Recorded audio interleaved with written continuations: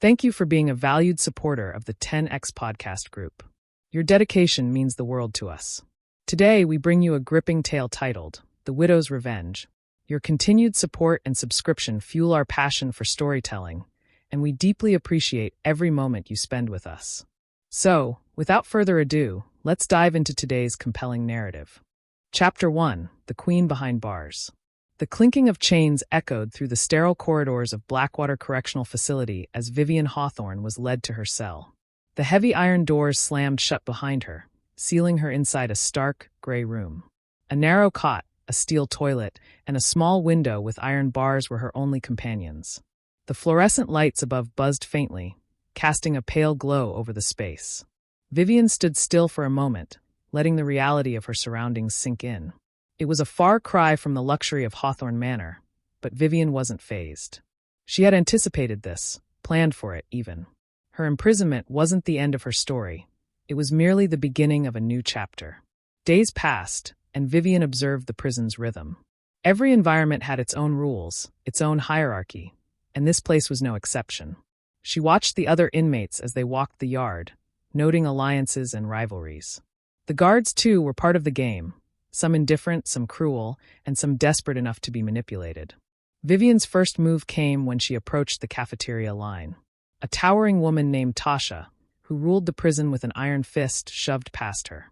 Plates clattered as the other inmates stepped aside, avoiding eye contact. Vivienne didn't flinch. "Excuse me," Vivienne said, her tone cold but controlled. Tasha turned slowly, her dark eyes narrowing. "You got a problem, new girl?" Vivienne smiled faintly. "No problem. Just thought manners might not be extinct in here." The room went silent. Everyone waited to see Tasha's reaction. Tasha let out a bark of laughter. "You've got guts. Stupid, but gutsy." Vivienne's smile widened. "Guts are what keep people alive in a place like this. Wouldn't you agree?" Tasha stared at her for a moment, then smirked. "We'll see how long you last." She stepped aside, letting Vivienne take her place in line. The message was clear. Vivienne wasn't someone to underestimate. Later that night, Vivienne lay on her cot, staring at the cracked ceiling. She could feel the other inmates watching her through the bars, whispering about the woman who had stood up to Tasha. She let them talk. Rumors were a powerful tool, an opening gambit in the game she was about to play. The next day, a prison guard named Miller approached her during yard time. His uniform was crisp, but the nervous twitch in his hands betrayed his lack of confidence. "Mrs. Hawthorne," Miller said, his voice low. "You've got a visitor." Vivienne raised an eyebrow. "A visitor? How unexpected." He gestured for her to follow. The other inmates watched as Vivienne was led away, their curiosity simmering. Inside, Vivienne was pleased. A public escort to the visitor's room would only add to her mystique. In the visitation area, Vivienne was greeted by an unfamiliar man in a cheap suit. He had thinning hair and a nervous energy that annoyed her. "Who are you?"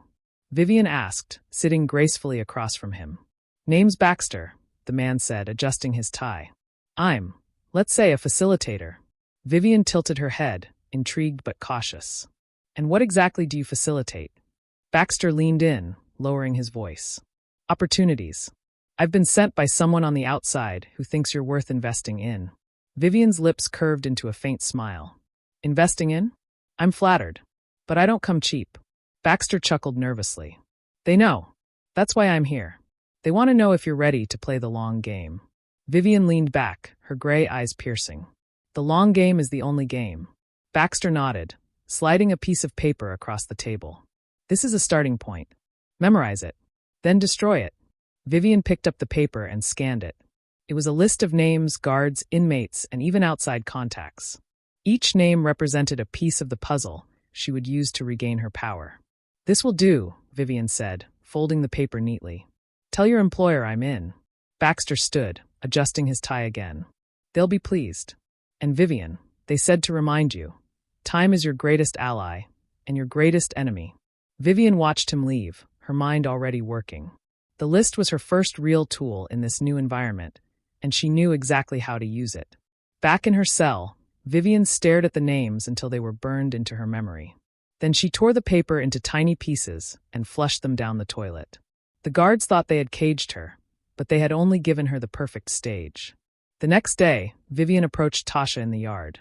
The towering woman glanced down at her, amused. Come to apologize? Tasha asked. Vivienne shook her head. I've come to make you an offer. Tasha raised an eyebrow. An offer? What could you possibly have that I want? Vivienne smiled, her voice soft but commanding. Connections. Resources. A way out of this place, if you're smart enough to work with me. Tasha laughed, but there was an edge of curiosity in her gaze. And why would you help me? Because I need allies, Vivienne said simply. And you need someone with vision. Tasha studied her for a long moment before nodding. All right, widow. Let's see what you've got. That night, Vivienne sat on her cot satisfied. The first piece of her new web had been spun. She wasn't just surviving in Blackwater Correctional Facility. She was beginning to thrive. And as she drifted off to sleep, one thought echoed in her mind. This isn't the end. This is the beginning. The Widow's Revenge. Chapter 2, The Hidden Hand. The early morning routine at Blackwater Correctional Facility was as monotonous as ever. Guards shouting commands, inmates shuffling to their assigned stations. But Vivienne Hawthorne thrived in the monotony. It allowed her to observe, analyze, and strategize without drawing undue attention. By now, whispers of her confrontation with Tasha had spread through the prison like wildfire. Inmates gave her a wide berth in the yard, unsure whether to fear or admire her. Vivienne let them wonder. Uncertainty was her weapon, and every rumor was another thread in the web she was weaving. Vivienne's morning was interrupted when a guard, Miller, her chosen pawn, approached her during breakfast. His movements were nervous, his gaze darting around the room. Mrs. Hawthorne, he said quietly, addressing her with an unusual level of respect. I need to speak with you. Vivienne set down her coffee and raised an eyebrow. Now. Yes, Miller said, glancing over his shoulder. It's important. Vivienne stood, following Miller to a quiet corner of the cafeteria. The other inmates watched but said nothing. Miller handed her a folded piece of paper, his hand trembling slightly. What is this? Vivienne asked, unfolding it with deliberate care. Instructions, Miller whispered. From the outside. Vivienne scanned the note. It was a coded message, written in a simple cipher she recognized immediately. It detailed her next steps, an inmate she needed to influence, a guard she needed to bribe, and a package she needed smuggled into the prison. Vivienne folded the note again, slipping it into her pocket. Understood. Miller hesitated, his voice barely audible. You're playing a dangerous game. Vivienne smiled faintly. Danger is the only game worth playing, Mr. Miller. Now, if you'll excuse me, I have work to do. That afternoon, Vivienne sought out the first name on her list. Clara, the timid young inmate she had been watching since her arrival. Clara was sweeping the floors near the laundry room, her movements anxious and mechanical. She flinched when Vivienne approached. Clara, Vivienne said softly, her tone disarming. May I have a word? Clara glanced up, her eyes wide with fear. I don't want any trouble. Trouble? Vivienne asked with a light laugh. Quite the opposite. I'm here to offer you an opportunity. Clara froze, her broom clutched tightly in her hands. What kind of opportunity? Vivienne stepped closer, lowering her voice. A chance to be something more than a number in this place. To have a purpose. Clara's brow furrowed. I don't understand. You will, Vivienne said, her tone patient. But first, I need your help. There's a package coming into the prison soon. I need you to retrieve it. Clara's eyes widened. I can't do that. If I get caught. You won't get caught, Vivienne interrupted, her voice firm. I'll make sure of it. Clara hesitated, torn between fear and curiosity. Why me? Because I see potential in you, Vivienne said, her gray eyes locking onto Clara's. And because I always reward loyalty. Clara swallowed hard, then nodded. Okay, I'll do it. Vivienne smiled. Good. You won't regret it. The next step in Vivienne's plan required a delicate touch. She needed to secure the cooperation of a guard who was more valuable and more ambitious than Miller. That meant targeting Officer Danvers, a man with a reputation for bending the rules when the price was right. Vivienne approached Danvers during yard time, catching him alone as he supervised the weightlifting area. She stood just close enough to draw his attention, but not the suspicion of the other guards. Officer Danvers, Vivienne said smoothly. I wonder if I might have a word. Danvers looked her up and down, his expression skeptical. What do you want, Hawthorne? I've heard you're a man who appreciates opportunity, Vivienne said, her voice low but confident. Danvers frowned. What kind of opportunity? The kind that pays, Vivienne replied, her smile faint. Generously. Danvers crossed his arms, his tone wary. You think I'm stupid enough to get involved in whatever you're planning? I think you're smart enough to see the value in it, Vivienne countered. And I think you're tired of living paycheck to paycheck. Danvers studied her for a long moment, his eyes narrowing. What's the offer? Vivienne leaned closer, her voice barely above a whisper. There's a package coming in next week. I need it delivered to me, no questions asked. You'll be well compensated. Danvers hesitated, glancing around the yard. And if I say no? Vivienne's smile widened, her tone taking on a subtle edge. Then you miss out on a very lucrative arrangement. But let's not waste time on hypotheticals. I trust you'll make the right choice. Danvers scowled but nodded. I'll think about it. You do that, Vivienne said, stepping back. And let me know when you're ready to discuss terms. By the end of the day, Vivienne's web was already beginning to take shape. Clara had agreed to retrieve the package, and Danvers was wavering. All she needed now was the final piece of the puzzle, the timing. Vivienne returned to her cell that night, her mind racing with possibilities. She knew Crane was still out there, watching, waiting for her to make a mistake. But she also knew how to stay one step ahead. As she lay on her cot, staring at the ceiling, Vivienne allowed herself a small smile. The wheels were in motion, and soon, the walls of Blackwater Correctional Facility would no longer hold her. For now, patience was her greatest weapon. But when the time came, Vivienne would strike with precision, and the world would remember why she was never to be underestimated. The Widow's Revenge. Chapter 3, A New Pawn. The fluorescent lights in Blackwater Correctional Facility buzzed softly as Vivienne Hawthorne prepared for the next phase of her plan. With each passing day, her influence grew stronger. Clara, the young and impressionable inmate she had taken under her wing, was the perfect pawn, timid enough to be manipulated yet eager to please. And Officer Danvers, though still reluctant, was inching closer to compliance. Vivienne sat in the corner of the common area, a tattered book in her hands. To anyone watching, she appeared absorbed in the worn pages, but her sharp gray eyes occasionally flicked up to observe her surroundings. Clara approached hesitantly, her small frame nearly swallowed by the ill-fitting prison uniform.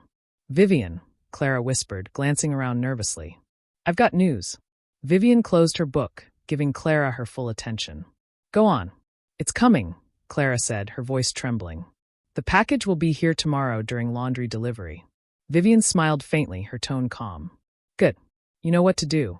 Clara nodded, but her hands fidgeted with the hem of her shirt. I think so. Vivienne reached out, gently placing a hand on Clara's. Think. No, Clara. You know, this is important, and I need you to be certain. Clara swallowed hard, meeting Vivienne's gaze. I'll do it. I promise. Good girl, Vivienne said, her voice soft but firm. Remember, no mistakes. The next day, the prison was alive with activity. Laundry delivery days were routine, the humdrum of carts being pushed and clothes sorted providing perfect cover for something illicit. Vivienne watched from her cell window as the truck pulled into the loading dock, her sharp mind already calculating every possible outcome. Clara moved with purpose, though her nerves were visible in the stiffness of her posture. She blended in with the other inmates tasked with unloading the carts, but her focus was singular. Retrieve the package and deliver it to Vivienne. A guard barked orders nearby, but Clara kept her head down, her fingers deftly sifting through piles of laundry. At the bottom of one cart, she found it, a tightly wrapped bundle hidden beneath layers of fabric. Her heart raced as she slipped it into her jacket and continued working as if nothing had happened. Later, in the relative privacy of the laundry room, Clara handed the package to Vivienne. Her hands shook slightly as she passed it over. Here, Clara whispered.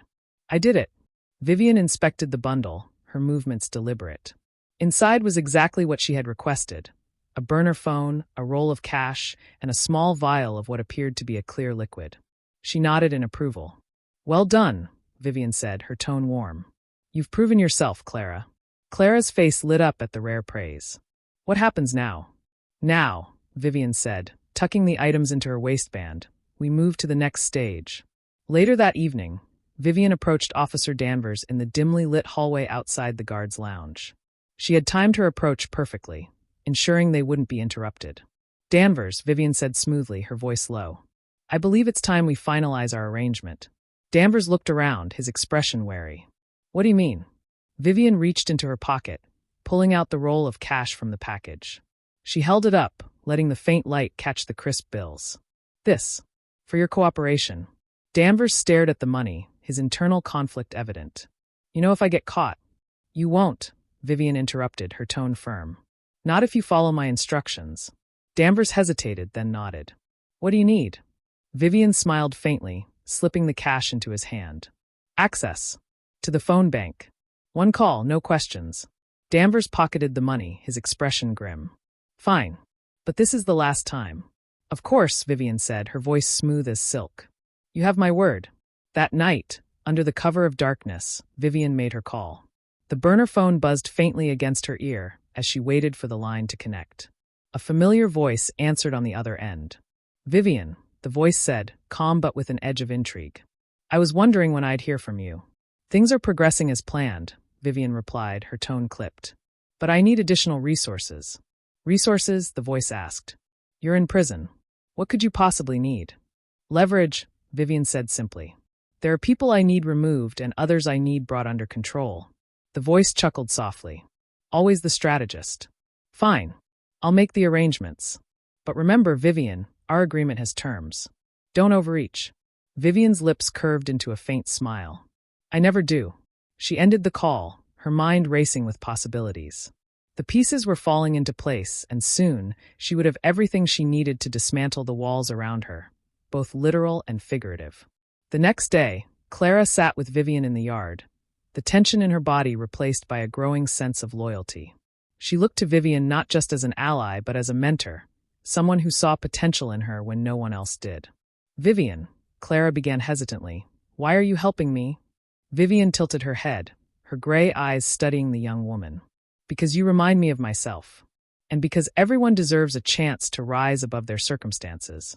Clara nodded, a faint smile breaking across her face. For the first time, she felt a flicker of hope. Vivienne leaned closer, her voice soft but commanding. But remember, Clara, loyalty is everything. Betrayal, even unintentional, is unforgivable. Clara's smile faltered, and she nodded quickly. I won't let you down. Good, Vivienne said, her tone firm. Because we're just getting started. As the sun set over Blackwater Correctional Facility, Vivienne returned to her cell, her mind alive with possibilities. She had her pawn, her resources, and her strategy. The walls around her were no longer barriers. They were tools, and Vivienne Hawthorne had always known how to use her tools to devastating effect. Her smile widened as she lay on her cot, the faint hum of the prison's security systems a comforting reminder of how much control she had already gained. The game was far from over, and Vivienne was just beginning to play. The Widow's Revenge. Chapter 4, Seeds of Deception. The next morning, Blackwater Correctional Facility buzzed with its usual chaos. Guards barked orders, inmates shuffled to their tasks, and the hum of the routine drowned out any sense of individuality. But for Vivienne Hawthorne, the monotony was a playground. Each interaction, each glance, each whispered conversation was another thread in the intricate web she was weaving. Vivienne sat on the edge of her cot, her expression calm but her mind racing. Today, the next phase of her plan would begin, and the key to its success was Clara. The young woman had proven herself loyal, but loyalty was a fragile thing.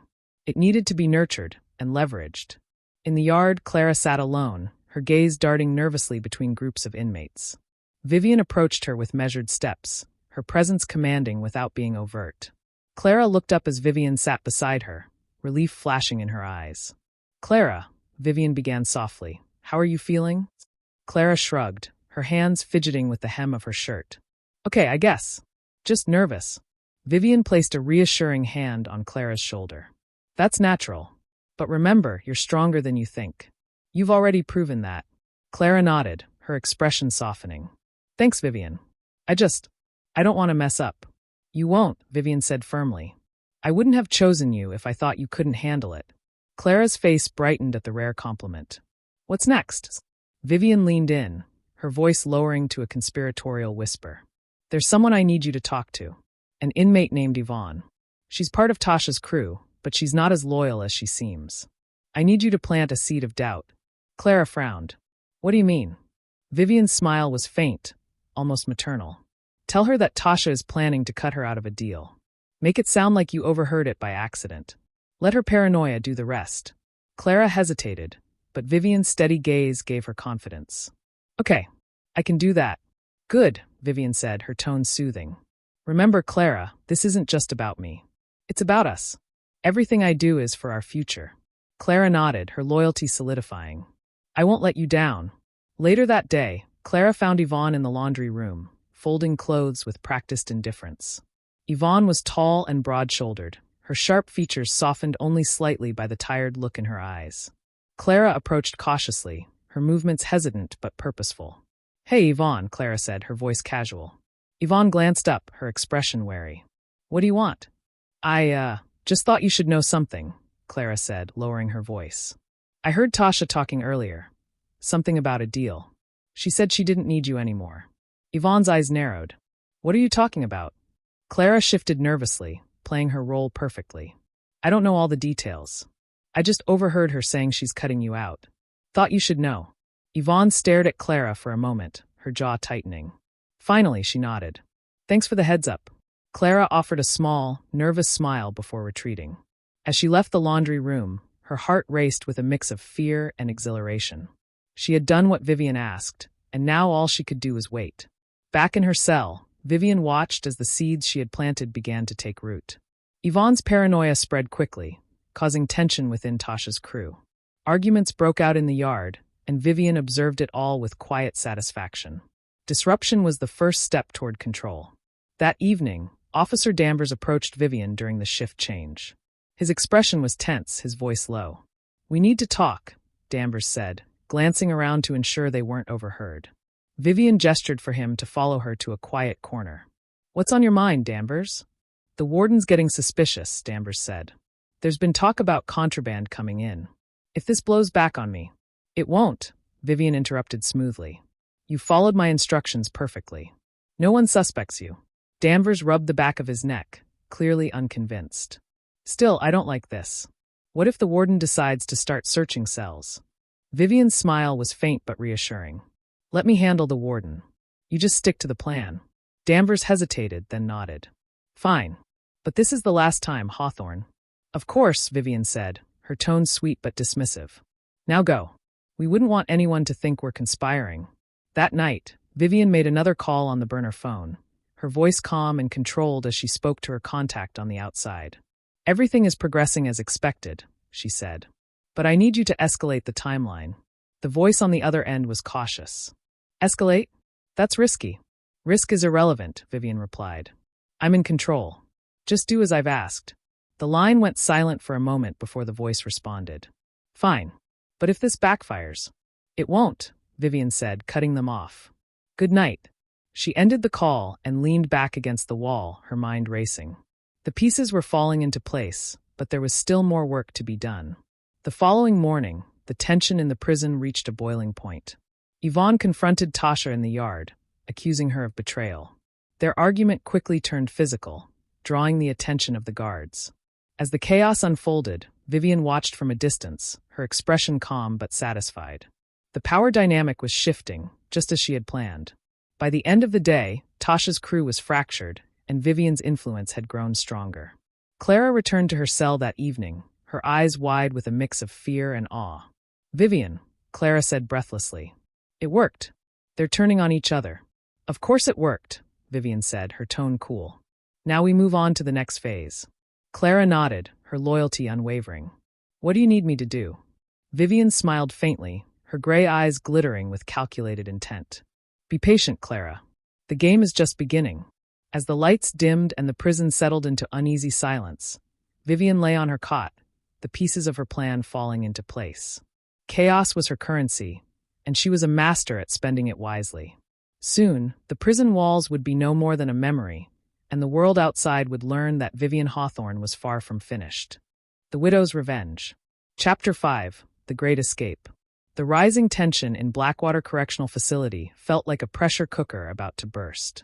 With Tasha's crew in disarray, and the guards distracted by infighting among the inmates, Vivienne Hawthorne knew her moment was near. Every calculated move, every manipulation had been building to this. Her escape. Vivienne sat in her cell, seemingly serene, as Clara paced nervously in front of her. The young woman wrung her hands, her anxiety growing with each passing moment. Are you sure about this? Clara whispered. If something goes wrong. Nothing will go wrong, Vivienne said calmly, her voice steady. Everything is in place. All you need to do is follow the plan. Clara stopped pacing, her eyes filled with doubt. What if I mess up? Vivienne stood and placed a reassuring hand on Clara's shoulder. You won't. You've done everything I've asked perfectly so far. Trust me, Clara. We're almost free. Clara nodded, swallowing hard. Okay, I'll do it. Vivienne smiled faintly, her gray eyes glinting with quiet determination. Good girl. Now go. The plan was simple in its brilliance, designed to exploit the chaos Vivienne had carefully nurtured over the past few weeks. The prison riot would serve as a perfect diversion, giving her and Clara the opportunity to slip away unnoticed. But orchestrating such an event required precision and a touch of ruthlessness, qualities Vivienne possessed in abundance. Earlier that day, Vivienne had sent a coded message through Officer Danvers, ensuring the delivery of a contraband package to one of the more volatile inmates. The package contained a weapon, a crude but effective shiv, and a handwritten note suggesting Tasha was planning to take control of the prison by force. The inmate, a hot-headed woman named Marcy, was just the spark Vivienne needed. By evening, the tension in the yard had reached its peak. Marcy confronted Tasha near the weightlifting area, the shiv hidden in her sleeve. Their shouting match drew the attention of the guards and other inmates, creating a ripple effect of arguments and scuffles. Vivienne watched from a distance, her expression calm as chaos unfolded around her. The guards scrambled to contain the violence, their radios crackling with frantic calls for backup. The alarm blared, signaling a lockdown, but the situation was already spiraling out of control. Clara appeared at Vivienne's side, her face pale but determined. It's happening, she whispered. Stay close to me, Vivienne instructed, her voice steady. And remember, no hesitation. As the riot escalated, Vivienne and Clara moved through the chaos with purpose. Vivienne had studied the prison's layout meticulously, memorizing every corridor, every blind spot. They slipped through the melee, avoiding both guards and inmates, until they reached the utility corridor leading to the service exit. Officer Danvers was waiting for them, his face pale and sweat glistening on his forehead. This is insane, he hissed. If anyone finds out. No one will find out, Vivienne said smoothly, handing him another roll of cash. You've done your part. Now open the door. Danvers hesitated for a moment, then nodded. He unlocked the heavy steel door, revealing a dimly lit maintenance tunnel. This leads to the outside. You've got 5 minutes before the cameras come back online. Vivienne placed a hand on his arm, her tone soft but firm. Thank you, Danvers. Your discretion will be rewarded. Danvers didn't respond, his guilt evident as he stepped aside to let them pass. The tunnel was narrow and damp, the sound of dripping water echoing through the space. Clara followed close behind Vivienne, her breathing shallow and quick. This is really happening, Clara whispered. We're actually doing it. Focus, Vivienne said sharply. We're not out yet. The tunnel opened onto a storm drain that led to a secluded area outside the prison walls. A black SUV idled nearby, its headlights off. As they approached, the driver's window rolled down, revealing a man in a dark suit. Mrs. Hawthorne, the man said, his tone clipped. Right on time. Vivienne nodded, her composure unshaken. I trust everything is ready? It is, the man replied. Get in. Clara hesitated, glancing back at the prison in the distance. What about? Clara, Vivienne interrupted, her voice soft but commanding. We have to go. Now. Clara swallowed hard, then climbed into the SUV. Vivienne followed, settling into the seat with the ease of someone who had planned every detail. As the vehicle pulled away, the prison alarm faded into the distance. Hours later, the SUV arrived at a remote safe house nestled in a wooded area. Inside, the atmosphere was calm but charged with purpose. The man handed Vivienne a burner phone and a folder of documents. New identities, he explained. Bank access codes, travel arrangements, everything you'll need to start fresh. Vivienne flipped through the folder, her expression unreadable. Well done. The man hesitated. What about her? He nodded toward Clara, who stood awkwardly by the door. Vivienne glanced at Clara, a faint smile on her lips. She's with me. For now. Clara's face lit up with gratitude, but the man's expression remained wary. Understood. I'll be in touch. After the man left, Clara approached Vivienne, her voice trembling. What now? Vivienne placed a hand on Clara's shoulder, her tone soothing. Now we rebuild. But first, you need to rest. Tomorrow, everything changes. Clara nodded, her loyalty solidified. Okay. Thank you, Vivienne. For everything. Vivienne smiled faintly, watching as Clara retreated to a nearby room.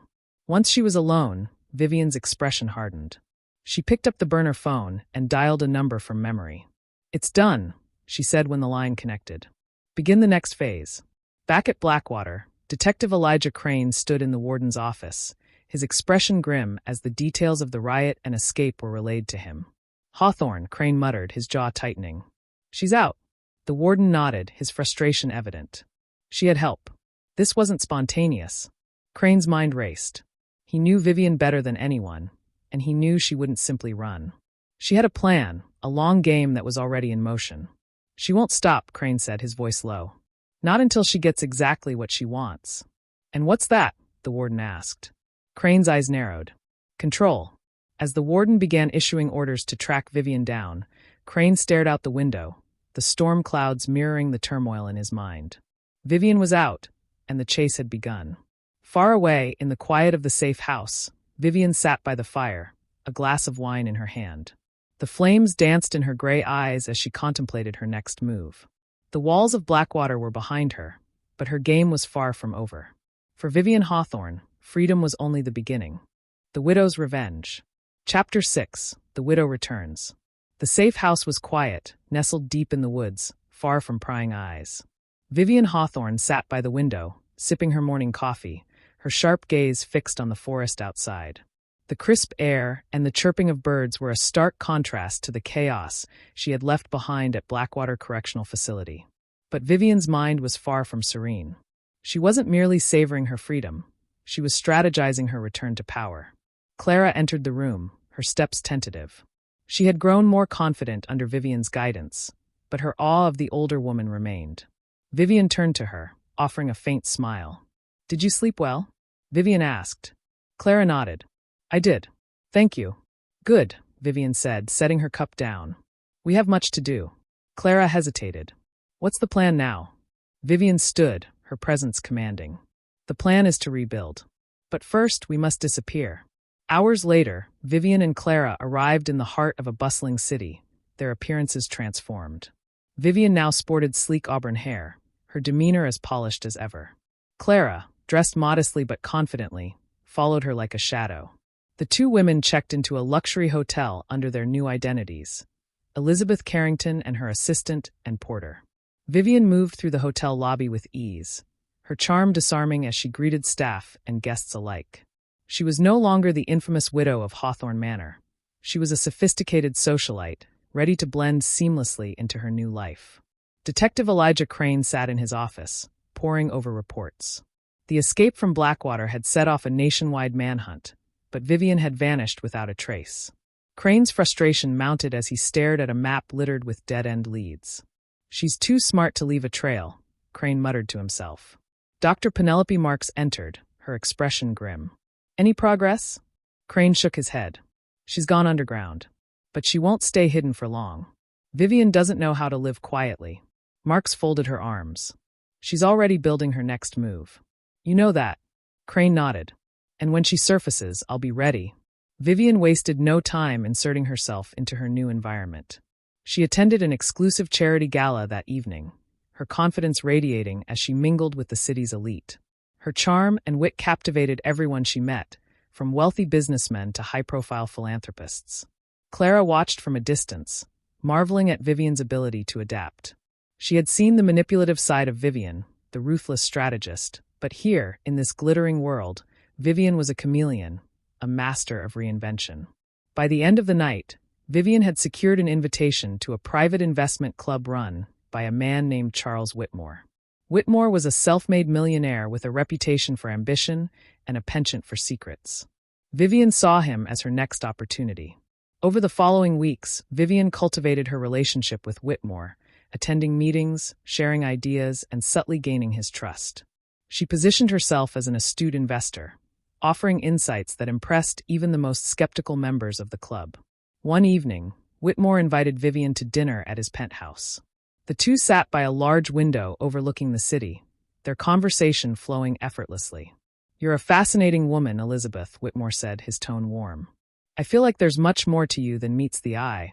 Vivienne smiled, her expression enigmatic. And you're a perceptive man, Charles. But I assure you, I'm exactly who I appear to be. Whitmore chuckled. I'm not sure I believe that, but I won't press. For now. Vivienne raised her glass, her gray eyes gleaming. To mutual understanding. They clinked glasses, the sound ringing softly in the elegant room. Meanwhile, Crane received a tip about Vivienne's possible whereabouts. A source claimed to have seen her at a gala in the city, but the description was vague, and the lead was tenuous. Still, Crane couldn't ignore it. He boarded a flight to the city, his resolve firm. Vivienne was out there, and he was determined to find her. Back at the hotel, Vivienne returned to her suite, where Clara waited nervously. How did it go? Clara asked. Vivienne removed her earrings with deliberate calm. Perfectly. Whitmore trusts me. Clara frowned. What happens when he finds out who you really are? Vivienne's smile was cold. He won't. By the time he realizes anything, it will already be too late. Clara shifted uncomfortably. I don't know how you do it. Lying to everyone, playing these games. Vivienne stepped closer, her tone sharp but not unkind. You think life isn't a game, Clara? You think the world rewards honesty and innocence? It doesn't. It rewards those who take what they want. Clara nodded, though her discomfort lingered. I understand. Good, Vivienne said, her voice softening. Because this is our chance to take control. To have the lives we deserve.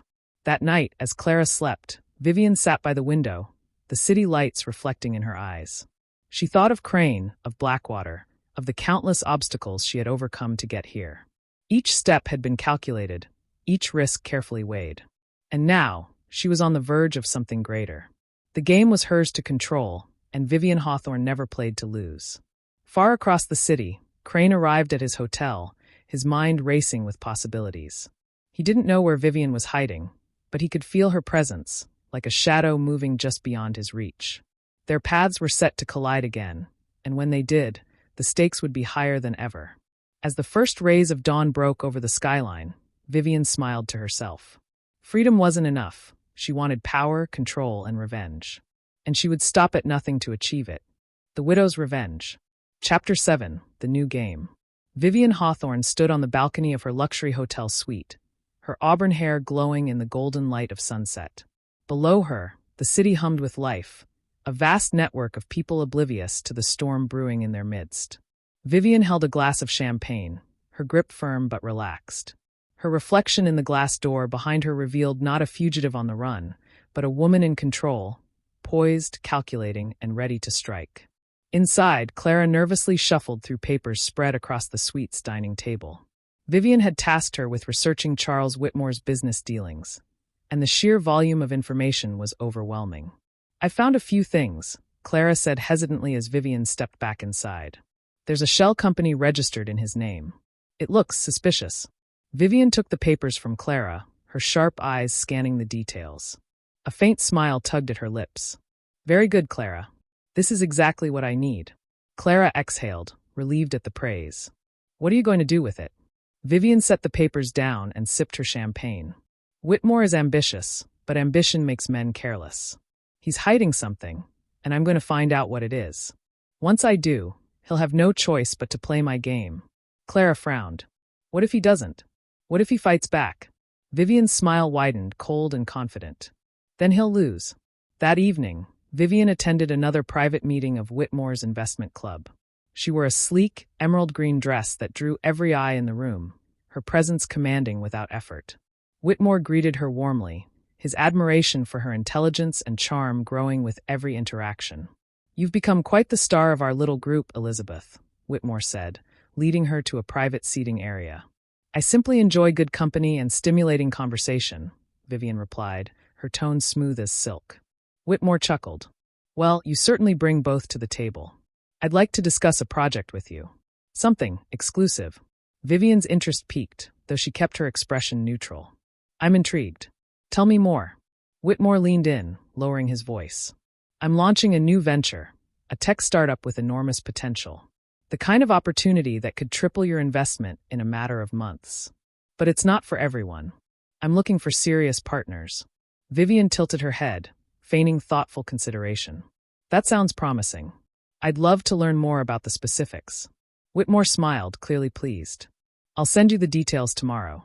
I think you'll find it irresistible. Vivienne returned his smile, her mind already calculating the angles. Whitmore's project could be legitimate, or it could be her way to gain leverage over him.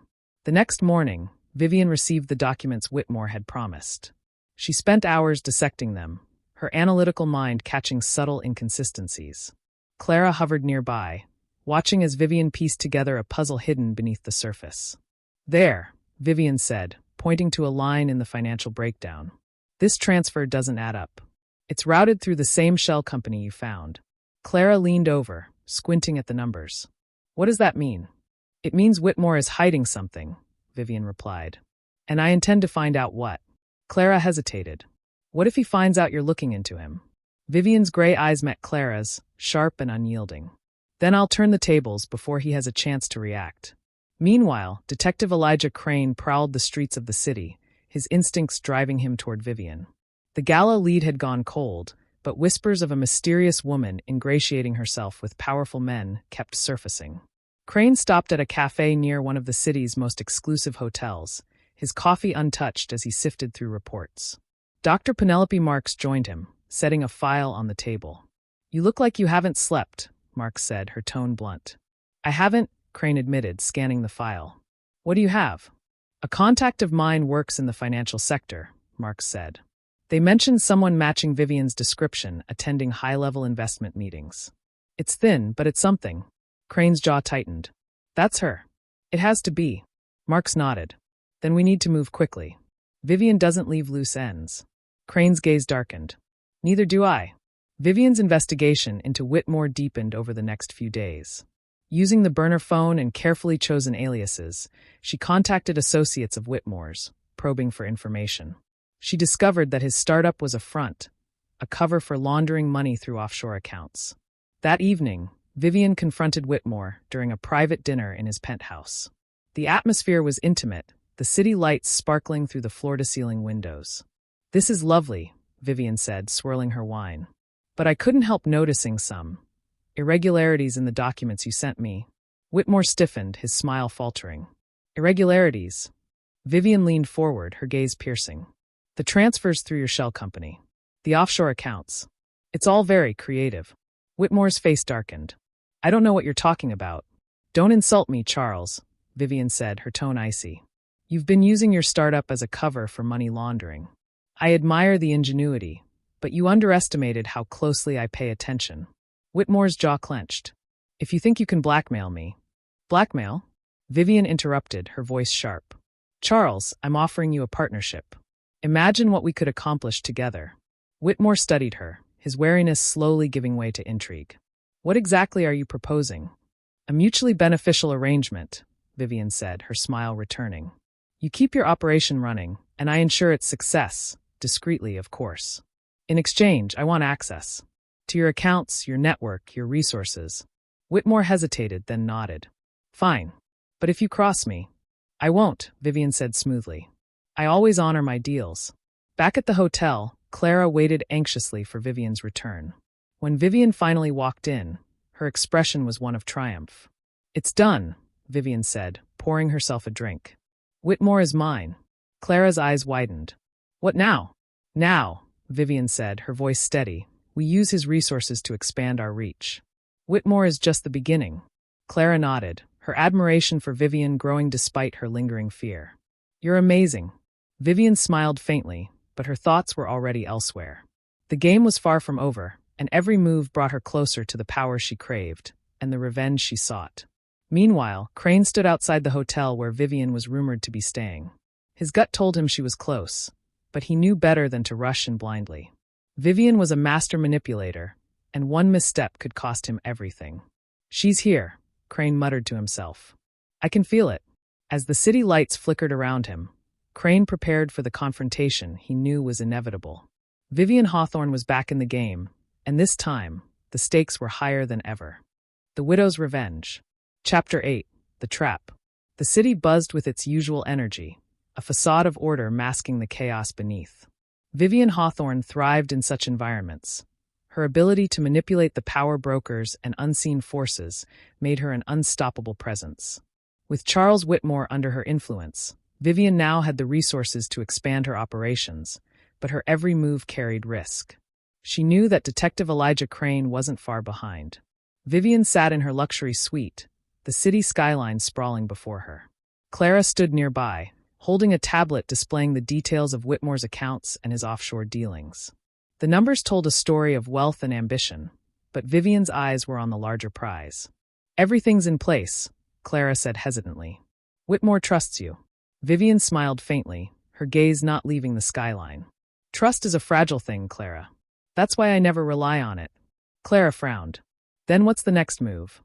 Vivienne turned to her, her gray eyes sharp. "Leverage. Whitmore is a stepping stone. I need him to open doors to bigger opportunities. But first, I have to ensure he stays loyal." "How?" Clara asked. Vivienne's smile widened, cold and calculated. "By giving him a reason to fear me more than he fears anyone else." Detective Elijah Crane was closer than Vivienne realized. After weeks of chasing dead ends, he had finally found a thread to pull.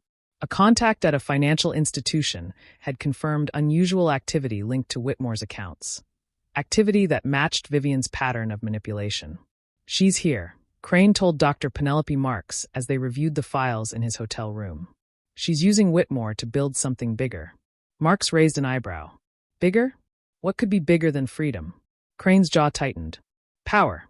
Control. Revenge. Vivienne doesn't just want to escape. She wants to win." Marks nodded. "Then we need to act fast. If she's manipulating Whitmore, she's already a step ahead." Crane stood, his resolve firm. Not for long. That evening, Whitmore invited Vivienne to another private dinner at his penthouse. The setting was lavish, with candlelight reflecting off crystal glasses and fine china. Whitmore poured her a glass of wine, his demeanor warm but cautious. "You've been busy," Whitmore said, handing her the glass. "The board has been raving about your insights." Vivienne smiled, accepting the glass. "I'm glad I could contribute. I find your company's potential intriguing." Whitmore studied her, his expression serious. "But potential comes with risk. I've been in this business long enough to know when someone is holding something back." Vivienne tilted her head, her smile unfaltering. "Are you questioning my intentions, Charles?" "Not questioning," Whitmore said, leaning closer. "Clarifying." Vivienne met his gaze, her voice soft but firm. "I have no intentions other than helping you succeed. But if you doubt me, perhaps this partnership isn't what you want." Whitmore hesitated, then shook his head. "I trust you. You've proven yourself." Vivienne's smile widened. "Good. Because we're only just beginning." While Vivienne solidified her hold on Whitmore, Crane prepared his own trap. Using a confidential informant within Whitmore's organization, he planted false information about a noob opportunity that would supposedly expose a rival investor's vulnerabilities. The bait was simple but irresistible, something Vivienne couldn't ignore. "This will force her to act," Crane told Marks. "And when she does, we'll be waiting." Marks frowned. "What if she realizes it's a trap?" "She won't," Crane said confidently. "Vivienne always thinks she's the smartest person in the room. That's her blind spot." The next day, Whitmore called Vivienne to discuss the noob opportunity. He was visibly excited, unaware that he was being manipulated from both sides. "This is big," Whitmore said, handing Vivienne a dossier. "If we move quickly, we can outmaneuver the competition." Vivienne flipped through the dossier, her sharp mind analyzing every detail. Something about the information felt too convenient. But she dismissed the thought quickly. She couldn't afford hesitation. "Let's move forward," Vivienne said, her voice decisive. "But carefully. I'll handle the negotiations." Whitmore nodded, clearly relieved to have her on board. "I knew I could count on you." Vivienne smiled, though her mind was already racing. If this was a setup, she needed to turn it to her advantage. And if it wasn't, the rewards would be worth the risk. That evening, Vivienne and Clara met with the rival investor at an upscale restaurant. The man, a polished figure with an air of confidence, presented his proposal. Vivienne listened intently, her every word and gesture calculated to maintain control. But as the conversation progressed, Vivienne noticed subtle inconsistencies. The man's answers were too rehearsed, his demeanor too polished. It wasn't until she excused herself to the restroom and overheard a whispered conversation between two waitstaff that her suspicions were confirmed. "She's here," one of them said. "Crane wants eyes on her at all times." Vivienne's heart raced, but her expression remained calm. She returned to the table, her plan already shifting. "I appreciate the offer," Vivienne said smoothly, standing to leave. But I'll need time to consider. The man frowned but nodded. Of course. Take all the time you need. Vivienne and Clara left the restaurant, their movements brisk but controlled. Once they were safely inside their car, Clara turned to Vivienne, her face pale. That was a trap, wasn't it? Clara asked. Vivienne nodded, her expression cold. Crane's trap. But it won't work. What do we do now? Clara asked, panic creeping into her voice. Vivienne's gray eyes glinted with determination. We turn the tables. Back at his hotel, Crane waited for word from his team. When the call came, he answered immediately. She didn't take the bait, the informant said. She walked away. Crane's jaw tightened. Of course she did. She's too smart to fall for something that obvious. Marks, who had been listening, frowned. So what now? Crane's eyes narrowed. Now we force her hand. Far across the city, Vivienne sat in her hotel suite, her mind racing. Crane was closer than she had anticipated, and his determination posed a real threat. But Vivienne had faced greater challenges before, and she had always emerged victorious. As the city lights glittered beyond the window, Vivienne leaned back in her chair, a faint smile on her lips. The game was far from over, and she still had cards to play. For now, she would wait, and when the time came, she would strike with devastating precision. The Widow's Revenge.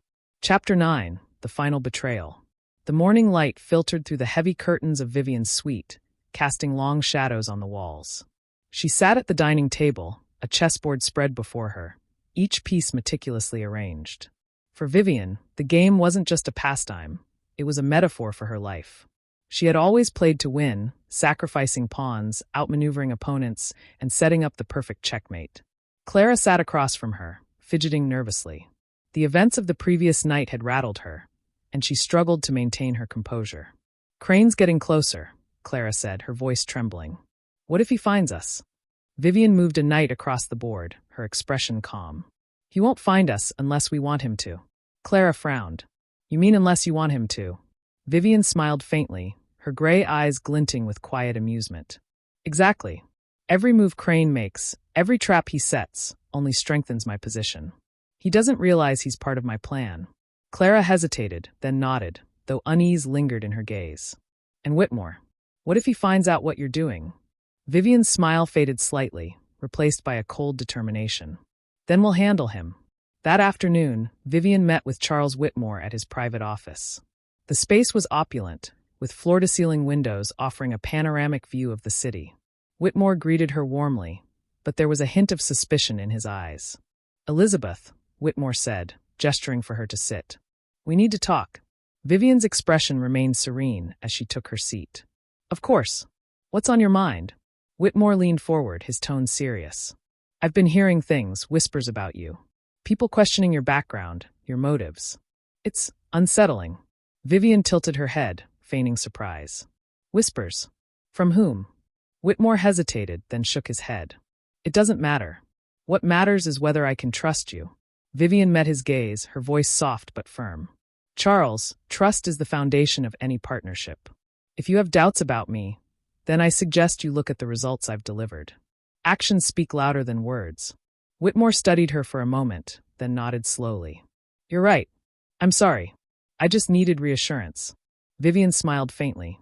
You have nothing to worry about. Our partnership is as strong as ever.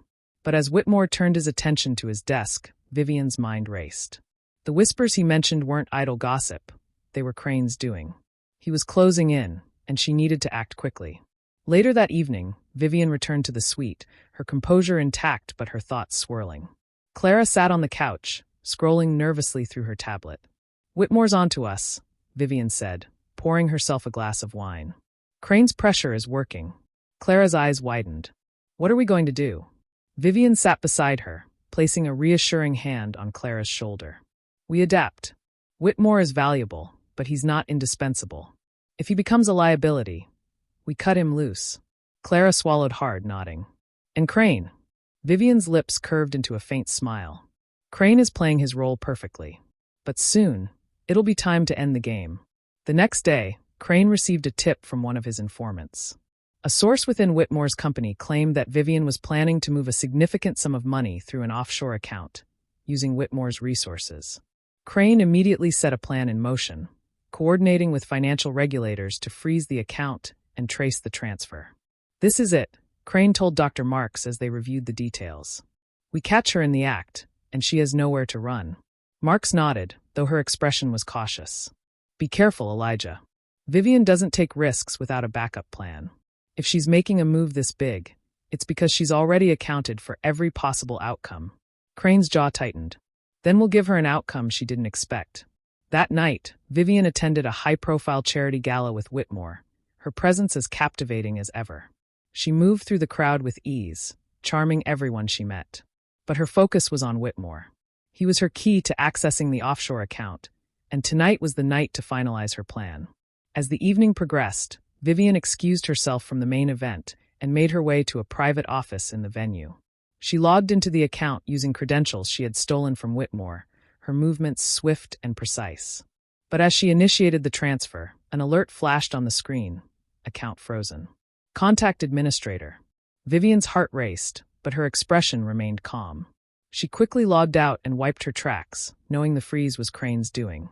Returning to the gala, she found Whitmore waiting for her, his expression tense. Elizabeth, what's going on? I just received a notification about my accounts. Vivienne smiled faintly, slipping her arm through his. Don't worry, Charles. It's just a minor hiccup. I'll handle it. But Whitmore pulled away, his suspicion finally breaking through. No, Elizabeth. I've been too trusting.